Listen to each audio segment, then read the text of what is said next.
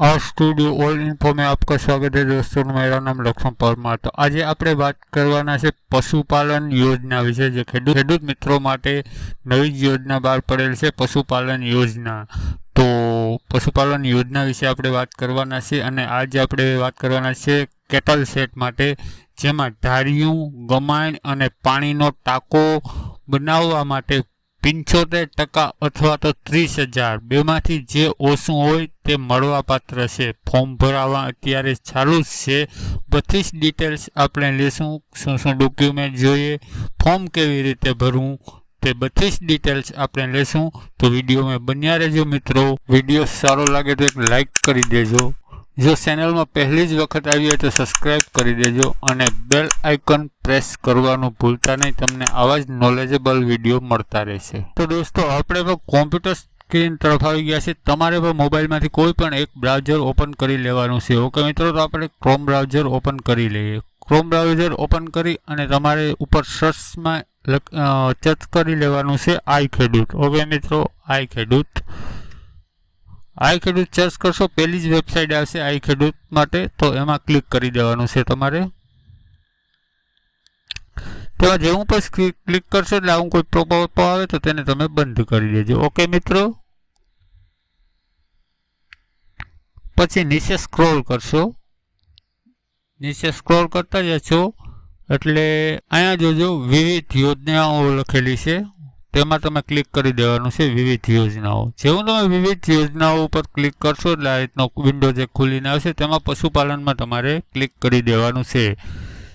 જેવું તમે પશુપાલનમાં ક્લિક કરશો એટલે જેટલી પણ યોજનાઓ ચાલુ છે તે બધી યોજનાઓ તમને દેખાડી દેશે। 28 જેટલી યોજનાઓ ચાલુ છે। તો આજે આપણે વાત કરવાના છે કેટલ સેટ, જેમાં ધારિયું, ગમાણ અને પાણીની ટાંકી બનાવવા માટે તમને 75% સહાય અથવા તો 30,000 બેમાંથી જે ઓછું હોય તે મળવા પાત્ર છે। ઓકે મિત્રો, તો મિત્રો અહીંયા જોઈ લેજો 7મા નંબર ઉપર છે કેટલ સેટ, તેના ઉપર તમારે ક્લિક કરી દેવાનું છે મિત્રો।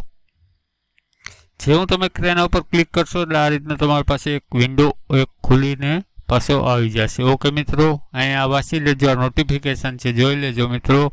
કેટલ સેટ કેટલા તમને મળવા પાત્ર છે? ₹75% સહાય તમને મળવા પાત્ર છે અથવા તો 30,000 બેમાંથી જે ઓછું હોય તે તમને મળવા પાત્ર છે। ઓકે મિત્રો, હવે આમાં તમારે ફોર્મ ભરવું હોય તો અહીંયા અરજી કરો ને એ લખેલું છે, ત્યાં તમારે ક્લિક કરી દેવાનું છે। જેવું તમે ત્યાં ક્લિક કરશો એટલે તમારું ફોર્મ ખુલી જશે। ઓકે મિત્રો, હમણાં ફોર્મ ખુલી જાય એટલે હું તમને બતાડું। ઓકે મિત્રો, આ રીતનું નીચે તમારે પાછું સ્ક્રોલ કરી દેવાનું છે અને અહીંયા જે તમારે અરજદાર રજિસ્ટ્રેશન છે ને તેમાં ના પાડી દેવાનું છે। ઓકે, અને આગળ વધી જવાનું છે। ઓકે મિત્રો, જેવા આગળ વધી જશે તમારે નવી અરજી ઉપર ક્લિક કરી દેવાનું છે। ઓકે મિત્રો, નવી અરજી ઉપર ક્લિક કરશો એટલે આ રીતનું તમારે આખું ફોર્મ તમારી સામે ખુલી અને આવી જશે। ઓકે મિત્રો, હવે આપણે સ્ક્રીન થોડીક નાની કરી દઈએ। હવે મેં પહેલાં પણ તમને બતાડેલું છે કે અહીંયા તમારે નામ નાખી દેવાનું છે।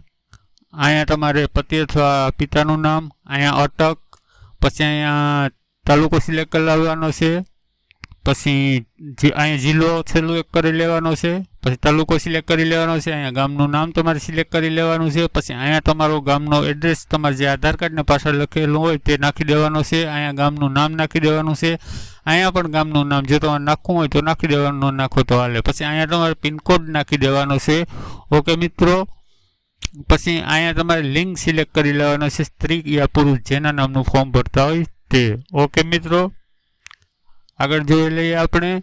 તો અહીંયાથી તમારે જાતિ સિલેક્ટ કરી લેવાની છે। હવે તમારે એક યાદ રાખવાનું છે કે તમે અનુસૂચિત જનજાતિમાં ફોર્મ ભરો છો, અનુસૂચિત જાતિ માટે ફોર્મ ભરો છો કે ઓબીસી માટે ફોર્મ ભરો છો કે જનરલ કેટેગરી માટે, એ તમારે અલગ છે, તેમાં તમારે ચેક કરી લેવાનું છે। ઓકે મિત્રો, તે જગ્યાએ તમારે જાતિ સિલેક્ટ કરી લેવાની। ઓકે મિત્રો, આપણે આ પોપઅપ બંધ કરી દઈએ। જાતિ સિલેક્ટ કર્યા બાદ પછી તમારે અહીંયા નીચે જો અહીંયા જોઈ લેજો, આ નીચે અહીંયા આ તમારે જે મોબાઈલ નંબર છે બેંક આરે લિંક છે કે નહીં, હા યા ના. તમારે લિંક હોય એટલે લગભગ લિંક જ હોય, હા કરી અથવા ના પડે. અને અહીંયા મોબાઈલ નંબર ફરજિયાત તમારે નાખી દેવાના છે. ઓકે મિત્રો, અહીંયા દિવ્યાંગ છો કે નહીં તે હા કે ના તમારે સિલેક્ટ, દિવ્યાંગ હોય તો હા, નગર ના સિલેક્ટ કરી લેવાનું છે. અહીંયા આધાર કાર્ડ તમારે નાખી દેવાનું છે. અહીંયા તમારે ગાય વર્ગના પ્રાણીઓ કેટલા છે તે સિલેક્ટ કરી લેવાનું છે. અહીંયા ભેંસ વર્ગના પ્રાણીઓ કેટલા છે તે સિલેક્ટ કરી લેવાનું છે. પછી અહીંયા તમારે બીજા કોઈ પ્રાણીઓ હોય તો તે સિલેક્ટ કરવાનું છે. ઓકે મિત્રો, અહીંથી પાછો જિલ્લો તમારે સિલેક્ટ કરી લેવાનો છે. પછી અહીંથી પાછો તાલુકો તમારે સિલેક્ટ કરી લેવાનો છે. ઓકે મિત્રો, અને અહીંયા દૂધ ઉત્પાદક મંડળી તમારા ગામની જો નાખવું હોય તો નાખો, નકર ન નાખો તો ચાલે. કારણ કે જે આ રેડ ક્રોસ છે ને તે જ ભરવા ફરજિયાત છે, બાકી ફરજિયાત નથી. એટલે અહીંયા રેડ ક્રોસ છે ને એટલે ન નાખો તો ચાલે. પછી અહીંયા તમારે બેંક જે પણ બેંક હોય ને તેમાં આગળને પાને IFS કોડ લખેલી છે, IFS કોડ. ઓકે મિત્રો, તે તમારે અહીં નાખી દેવાનો છે. જેવો પણ તમે કોડ નાખી દેશો એટલે તમારે બેંક બ્રાન્ચ અહીંયા લખી અને આવી જશે. પછી તમારે આ બેંક બ્રાન્ચનો તમારે જિલ્લો અહીંયા ખાલી આવી જશે, સિલેક્ટ કરી લેવાનો. પછી બેંકની બ્રાન્ચ અહીંયા જે તમારા બાજુમાં એ દેખાડશે તે તમારે સિલેક્ટ કરી લેવાની છે. ઓકે મિત્રો, પછી અહીંયા બેંકના ખાતા નંબર તમારે નાખી દેવાના છે. આ ખાતા નંબર પાછા કન્ફર્મ કરી દેવાના છે. ઓકે મિત્રો, આગળ જોઈ લઈએ આપણે. પછી અરજદારનું બેંક પ્રમાણે અહીંયા નામ નાખી દેવાનું છે.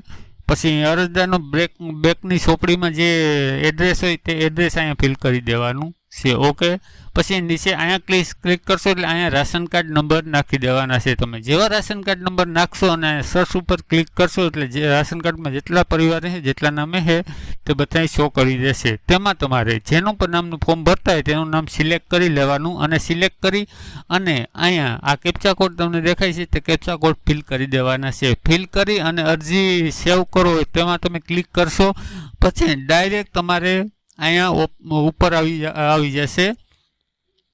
હમણાં હું તમને કઈ રીતના અરજી પ્રિન્ટ કરો, પછી અરજી પ્રિન્ટ કરો ડાયરેક્ટ આવી જશે. રેડી? ઓકે, અરજી પ્રિન્ટ કરો તેના ઉપર પછી ક્લિક કરશો તમે એટલે ડાયરેક્ટ બીજું કંઈ નહીં કરવાનું તમારે, બસ આ બધું ભરેલું આવી જશે. અને અહીંયા તમારે કેપ્ચા કોડ નાખી અને પ્રિન્ટ ઉપર ક્લિક કરી દેવાનું. તમારી પાસે પ્રિન્ટર હશે તો પ્રિન્ટ કરી લેવાની, નકર તમારા મોબાઈલની અંદર ડાઉનલોડ કરી લેવાનું. ઓકે, ગમે ત્યાં કોમ્પ્યુટર ઓપરેટર હોય ત્યાં તમે પ્રિન્ટ કરાવી શકો છો.